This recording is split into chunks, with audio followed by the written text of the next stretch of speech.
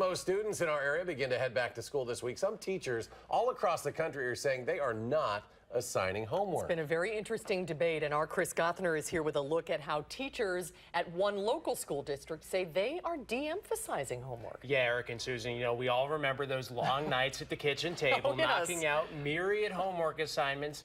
Well, one teacher says he's having his students do most of their work in class instead.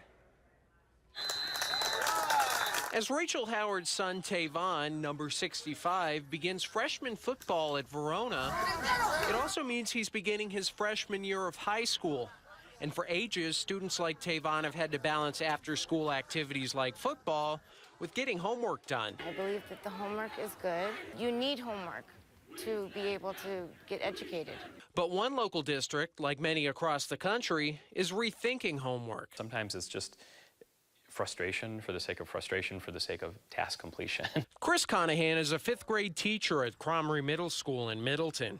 He says teachers across the district are de-emphasizing homework in favor of more practice time in class, and he's seeing students succeed. What we're trying to do is achieve learning goals, learning targets, or achieve standards. If we can accomplish that during the day with instruction and collaboration, and we can prove that we know what we're doing, then homework at that point really isn't necessary. That's a major shift from when Conohan started teaching 12 years ago.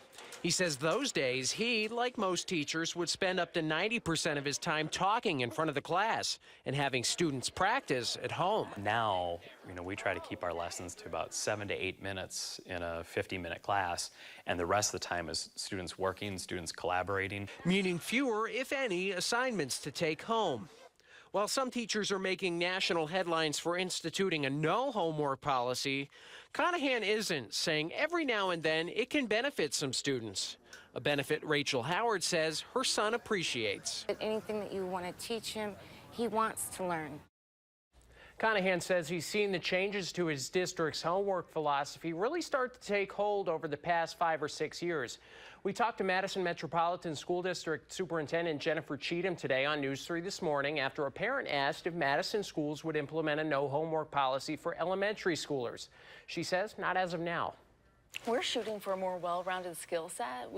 And some of those skills are difficult to measure, right? So it's not just about academic content and what you're learning, but about just the study habits that you need to garner throughout your school career to be ready for life. Cheatham says lessening or eliminating the homework load for elementary-age kids is something she does want to study a bit more. Boy, has this generated a lot of discussion back and forth. Yeah. Do your kids get a lot of homework now? In different grades, you will. And it's a load for parents to have to come home, and especially on those younger levels where the kids need a little more help. So it is a big topic. And a lot I can see it both ways, you know, so it'll be interesting to see how our local schools. See what the results end up being. Right. All right, thank you, Chris. You bet.